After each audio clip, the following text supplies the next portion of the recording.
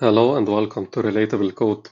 In this video, we're going to talk about ViewPager2 in Android. So let's get started.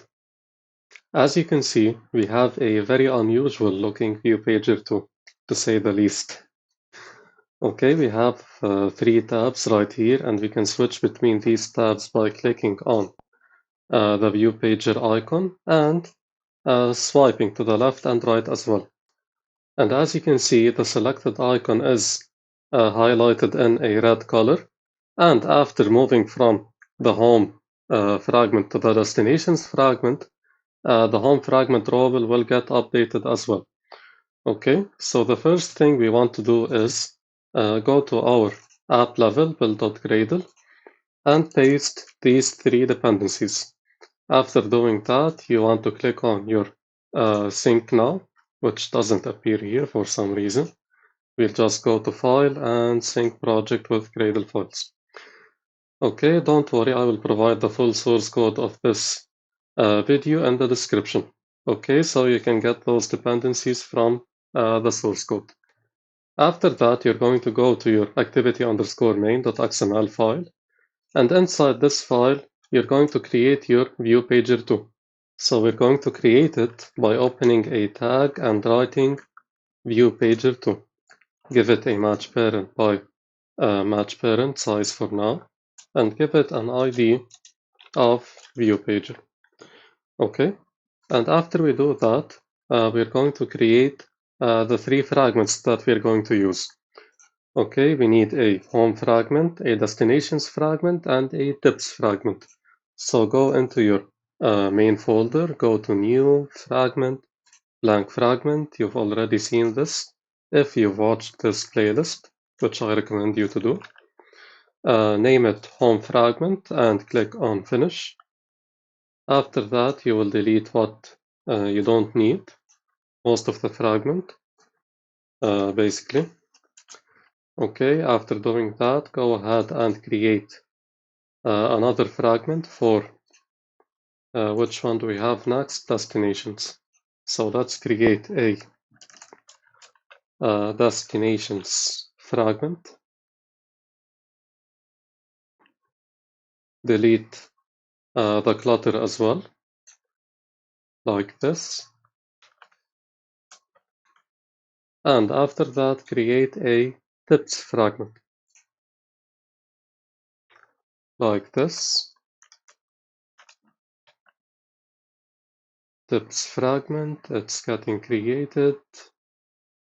You don't need these or this one either.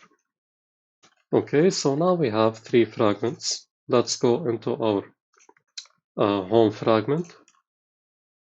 It will have a text view by default. Let's give it a simple text of home screen. You don't need to change the frame layout for this example. And we're going to do the same for our destinations fragment. Delete that comment and change the text of this text to destinations screen. Let's give it a center gravity as well for a better visual. Same thing for our fragment home XML and the tips fragment as well. Edit your text right here and write something like tips screen. Give it a center gravity and delete that comment. Okay, so now our fragments are set up, and now we're going to use the ViewPager2 inside our Kotlin code.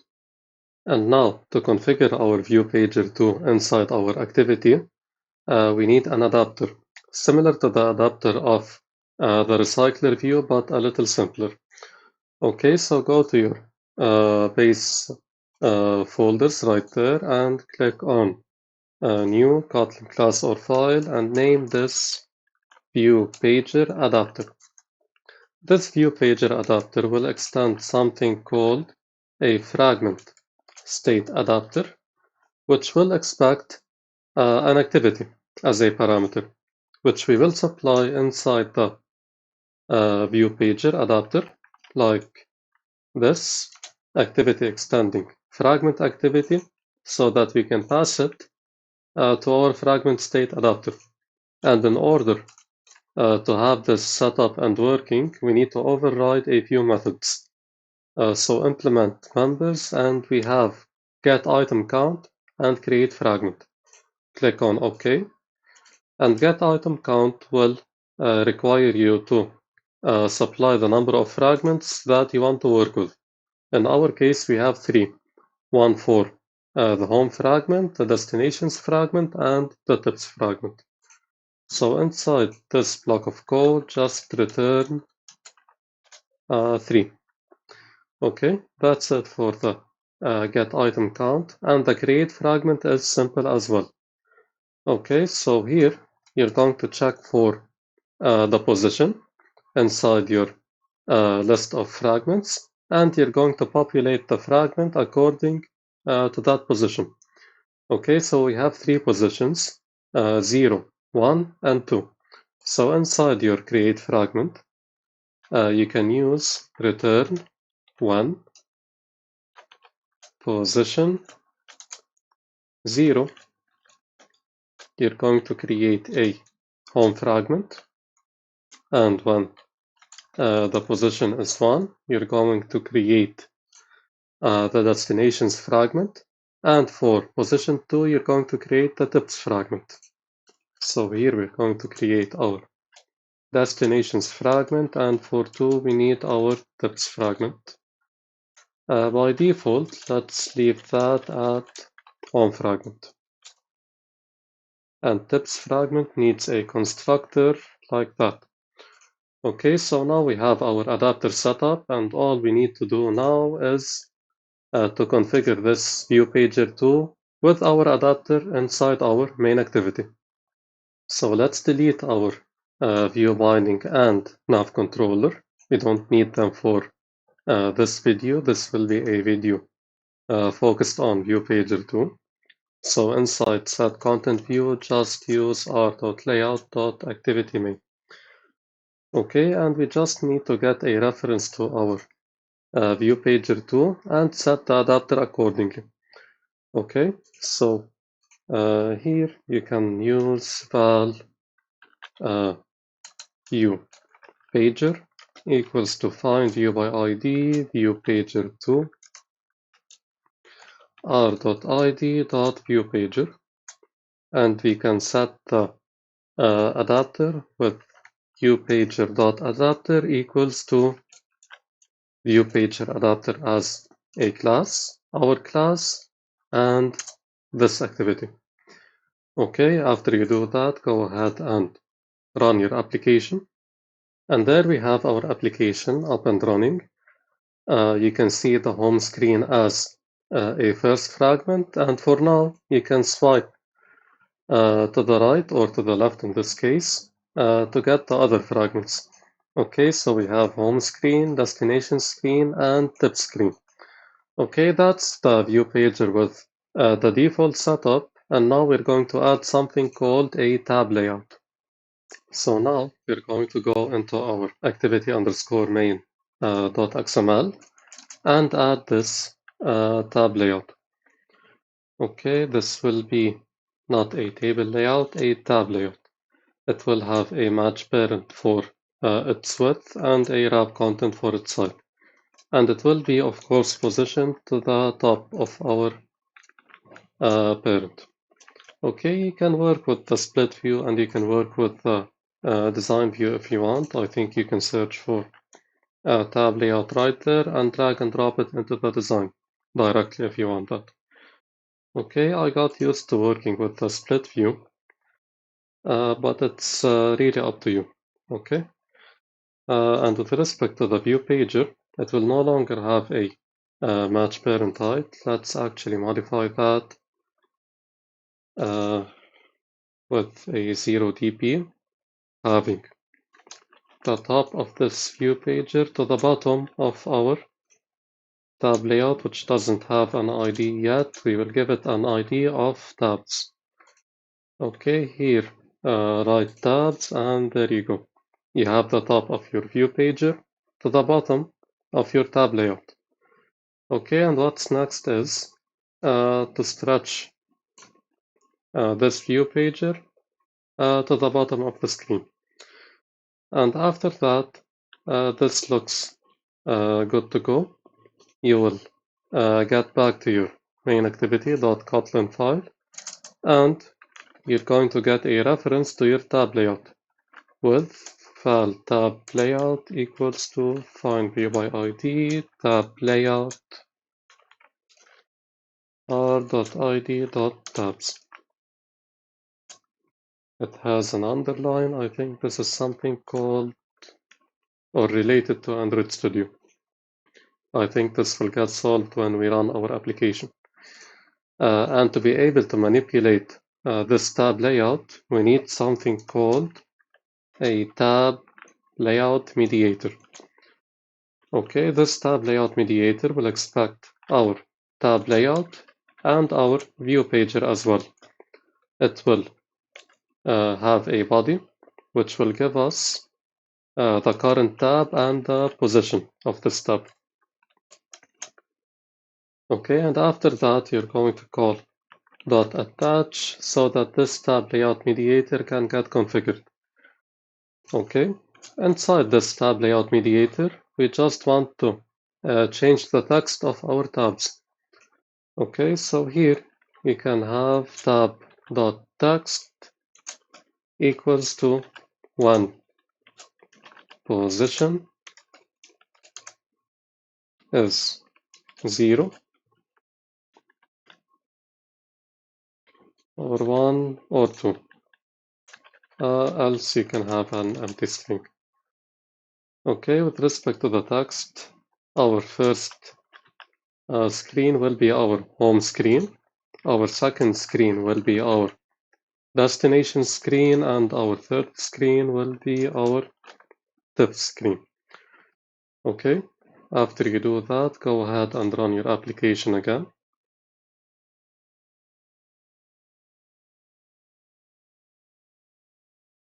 And that's your tab layout. Okay, now you can swipe between these fragments and you can click on the tab layout to navigate to the fragment that you want. Okay, this is our tips screen, this is our destination screen, and that's our home screen. And now you're going to see how to create a custom layout for your tab items. Okay, so go into your Drawable section right there. I think this is our project's Drawable section. And not the Drawable, sorry, the layout section. You're going to create a new layout resources file. It will be your tab custom layout. Okay, nothing over the top here. We're going to go to our design view and drag and drop an image view. Select that by default and where is it? A text view. Okay, and now go to your split view again. Your parent constraint layout will need a width of wrap content and a height of wrap content as well, because this will only be a tab. Okay, your image view will be constrained to the top of your screen. Your text view will be constrained to the start of your screen, and your image view will be constrained to your text view. I think our text view needs a width of match parent, and it has a start to start of parent and a top to bottom of our image. Okay, that should do the trick, and give it a top margin of 20 dp. And let's change the width of our image to 50 dp and for the height as well.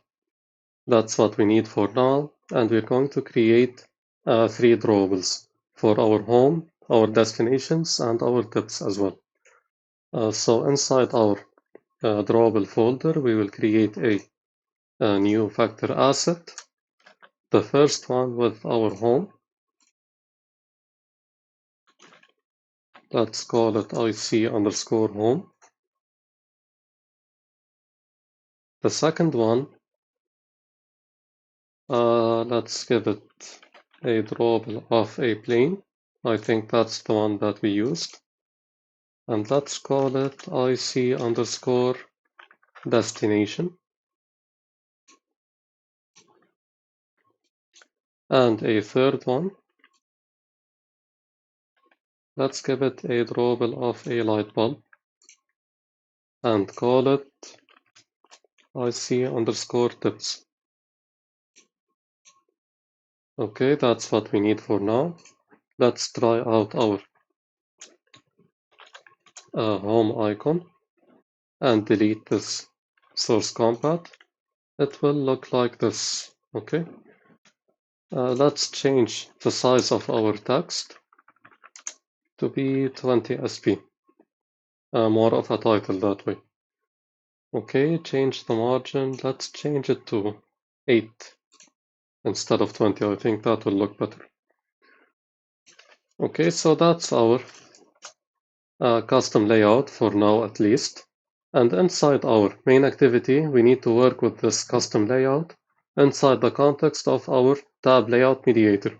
Let's create that custom layout here with val custom layout equals to layout inflator.from. Give it a context of this, and after that call the .inflate r.layout.tab custom layout. And as a second parameter, just pass null for the root. Okay, after that, we want to set this custom layout for our tab.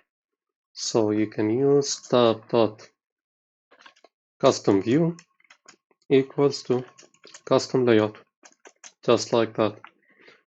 Okay, and after that, in order to be able to manipulate the image and the text of this custom layout, we need to get a reference to those. Okay, let's change those IDs with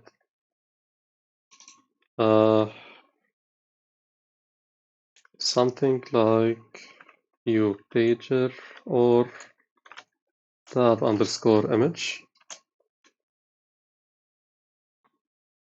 and tab_title. Okay, I think that's more fitting for our IDs. And let's get those IDs here with tab image equals to find view by ID text view r.id dot not a text view, it's an image view. And same thing for our tab text equals to find view by ID text view. Let's call it tab title instead of tab text.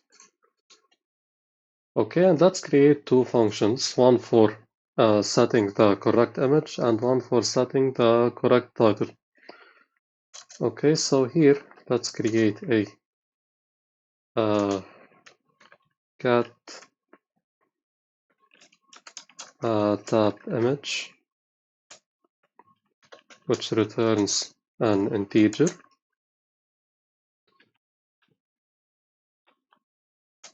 according to the current position. So it will need a position parameter, return when position 0. We will return our r.drawable.ichome. And when the position is 1, we will return r.drawable.icDestination. And for 2, we will return r.drawable.icTips. Else you can return the home by default. You will not really need that. Okay, that's how we get our tab image, and now we need another function for our tab title. So let's create one with private fun get tab title. It will also expect a position, and it will return a string.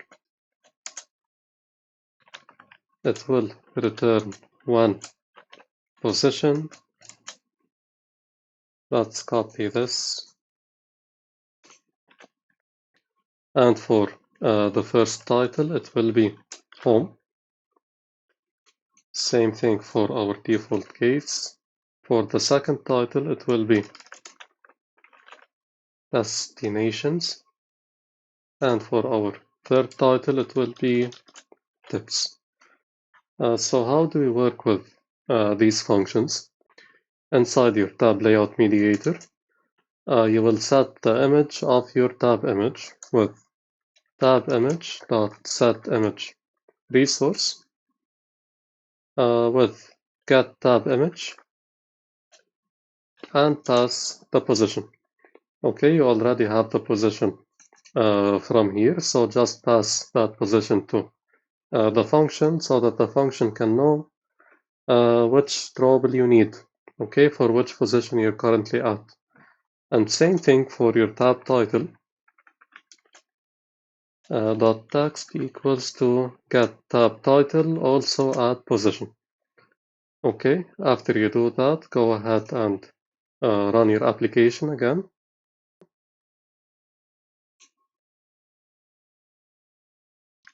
And this will produce a crash. Let's check our logcat. Our logcat says we're trying to invoke set image resource on a null reference. Why is that happening? It's happening because of our tab image and tab title being in a separate XML layout file. So let's write custom layout dot find view by ID for both of these and rerun our application. Let's check our emulator, and there we have it. Okay, we have our home, our destinations, and our tips. Okay, let's play around with those text sizes and just make it look a little better.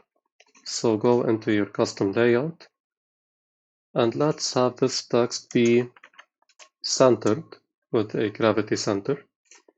I think that will solve this problem. And with respect to destinations, let's just use destination instead. Okay, rerun your application.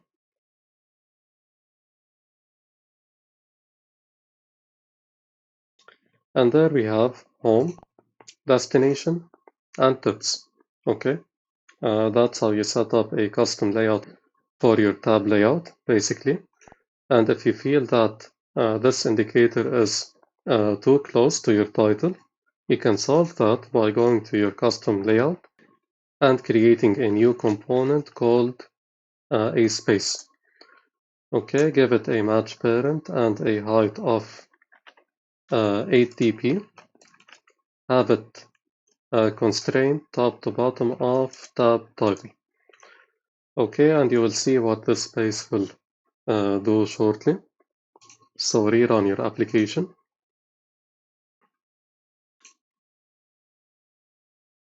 And as you can see, its main purpose or its only purpose is to just add some space in your XML layout without rendering a new view.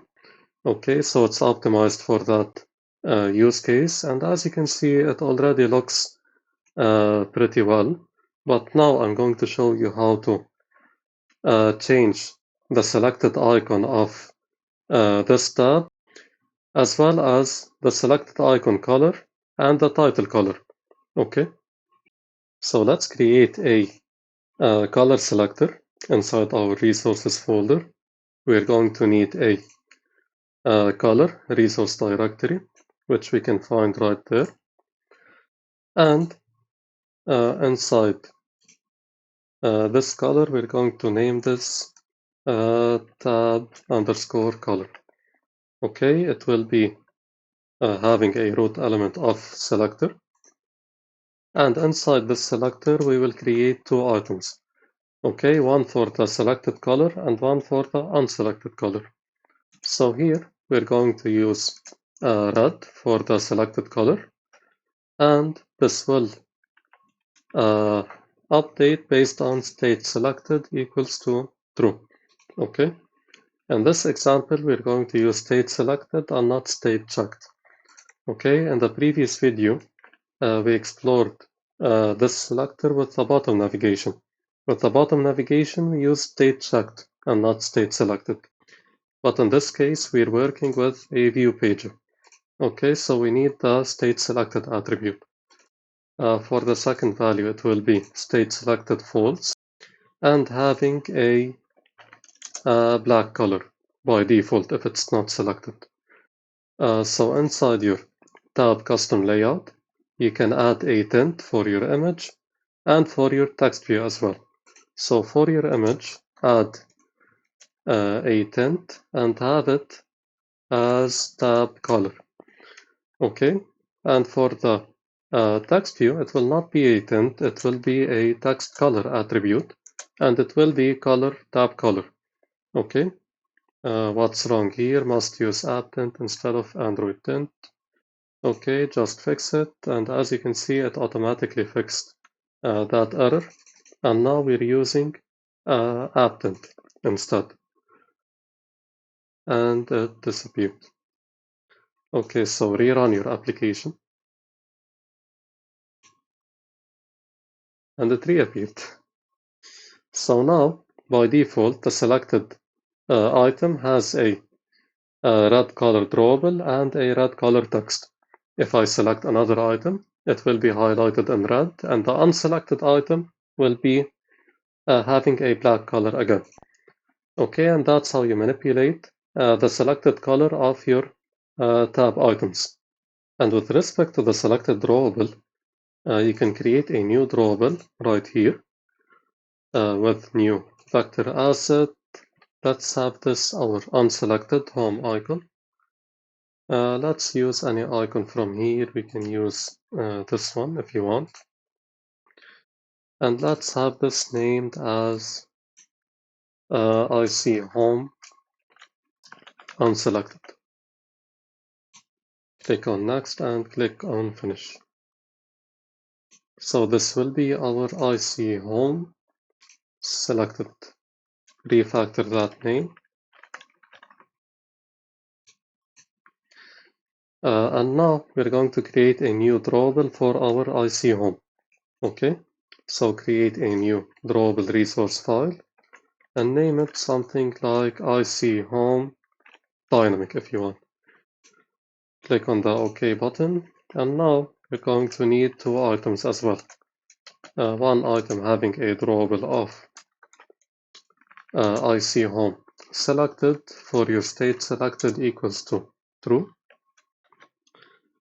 and the second item being IC home unselected for state selected equals to false.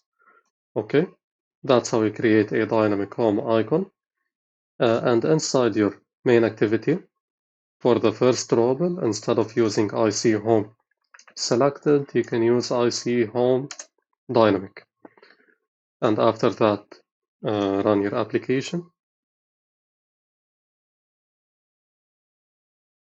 Here we have our default selected home icon, and here we have our unselected home icon.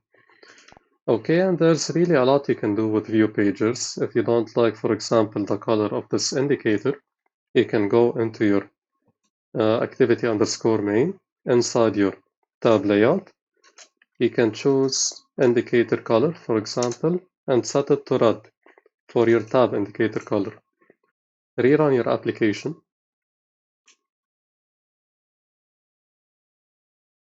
And here you have a red indicator. Okay, this is called an indicator. And that's pretty much it for this video. If you like my type of content and you find it to be relatable, please don't forget to leave a like and subscribe for future content, and I'll see you in the next video.